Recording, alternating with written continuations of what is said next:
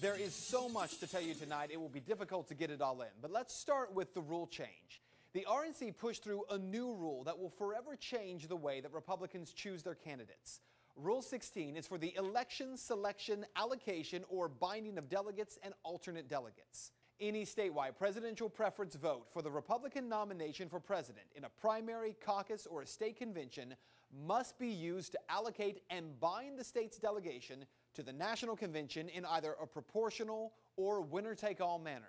In layman's terms, that means there are no more free delegates to vote as they choose. And then part 2. No delegate or alternate delegate who is bound or allocated to a particular presidential candidate may be certified if the presidential candidate to whom the delegate or alternate delegate is bound or allocated has, in consultation with the state party, disavowed the delegate or alternate delegate.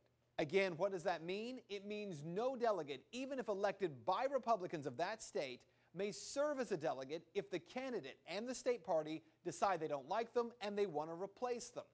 Conservatives, Tea Party members, and Liberty supporters immediately vowed a floor fight over this rule. On Tuesday morning, delegates from Virginia and Rhode Island were on their way to lead that fight when their bus driver refused to stop at the convention center 3 times, circling the building, then leaving the area altogether. And when they returned to the convention center, well, the delegates had already missed their chance to vote on this issue. One of those Virginia delegates, Matthew Hurt, tweeted as this was going on. Take a look. Morton Blackwell is on a bus outside the Rules Committee where he's needed to fight for grassroots conservatives. We have looped around the GOP convention twice and driven away from it. Rules Committee member Morton Blackwell still on the bus. So who is this Morton Blackwell that was trapped on this bus with Virginia delegates? Blackwell is a member of the RNC Rules Committee, and he was the most ardent advocate opposed to the rules change. Now, inside the convention hall, delegates who did make it, they were asked by Speaker of the House John Boehner to vote on adopting this new rule. Now listen as the vote is taken. The question is on the adoption of the resolution. All those in favor signify by saying aye. All those opposed, no. Any other chair, the ayes have it. The resolution is adopted. Without objection, the motion to reconsider is laid on the table. In the opinion of the chair, the ayes have it? How could the Speaker of the House determine clearly how many voted aye and how many voted no? Listen again, but this time to cell phone video from inside the crowd.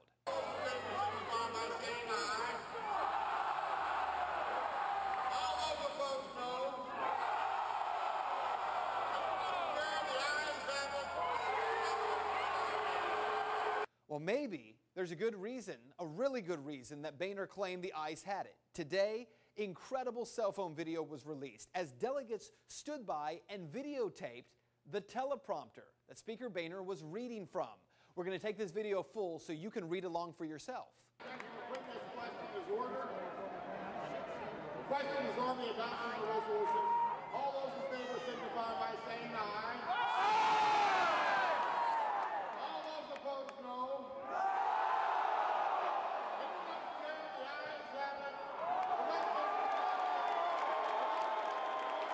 So, the most controversial rule in the Republican Party history, according to countless conservatives, wasn't voted through at all.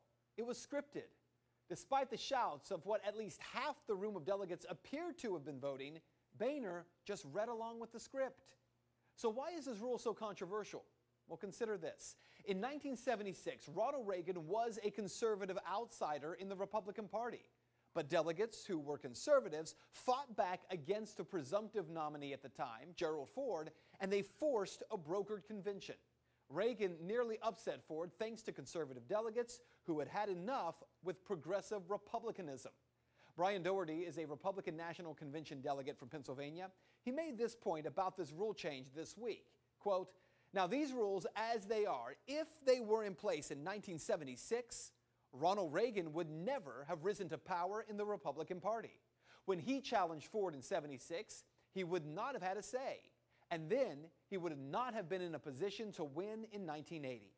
So we would not have a President Reagan if those rules had existed back then." So what you need to know is that the Republican Party didn't need to do any of this to nominate Mitt Romney. Romney had the nomination. He had the numbers at least. But looking ahead, it appears the party was so concerned about not having to put up with Tea Party candidates or Liberty candidates in the future, or apparently with those conservatives like Ronald Reagan in the past, that they were willing to start a civil war for control of the party. Make no mistake, what happened in Tampa will not stay in Tampa. And that is Reality Check.